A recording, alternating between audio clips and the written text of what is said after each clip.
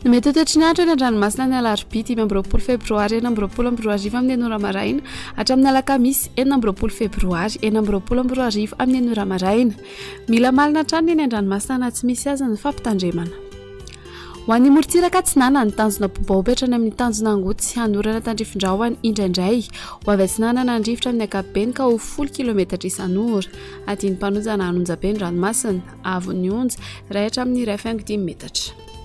Tanjona Angotsy hatrany Mahanoro Andrahoana Malana ho avy Atsinana nahavatra Atsinana nandrifitra ka ho 10 hatramin'ny 20 km isan'ora adiny mpanonjana Anonjabe ny ranomasina avy Onja iray hatramin'ny 1.5 metatra. Mahanoro hatrany Taolagnaro hanorana tandrifin-drahona ho avy avaratra Atsinana nandrifitra ka ho 10 hatramin'ny 20 km isan'ora hatratra 30 km isan'ora indraindray Anonjabe ny ranomasina avy Onja 1.5 hatramin'ny 2 metatra. Taolagnaro hatrany amin'ny tanjona Vohimena Andrahoana Vitsy ho avy Atsinana nandrifitra ka ho 30 hatramin'ny 40 km isan'ora hatratra 10 km isan'ora indraindray Anonjabe ny ranomasina avy Onja 1.5 hatramin'ny 2 metatra. Ho an'ny morontsiraka andrefana tanjona Vohimena hatrany amin'ny tanjona Ankabo Omaina amin'ny ankapobeny ho avy atsimo na atsimo Atsinana nandrifitra ka ho 20 hatramin'ny 30 km isan'ora adiny mpanonjana Anonjabe ny ranomasina avy Onja iray hatramin'ny 1.5 metatra.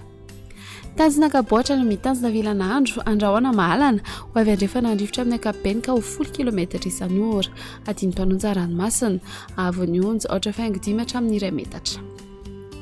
Tanjona Vilanandro hatrany Analalava Andrahoana amin'ny Tsitokotoko ho avy andrefana nahavatra andrefana nandrifitra ka ho 10 km isan'ora Elina ho avy atsimo ny maraina ka ho 10 km isan'ora hotonina adiny mpanonjana ranomasina avy Onja ho latsaky ny 8.5 metatra.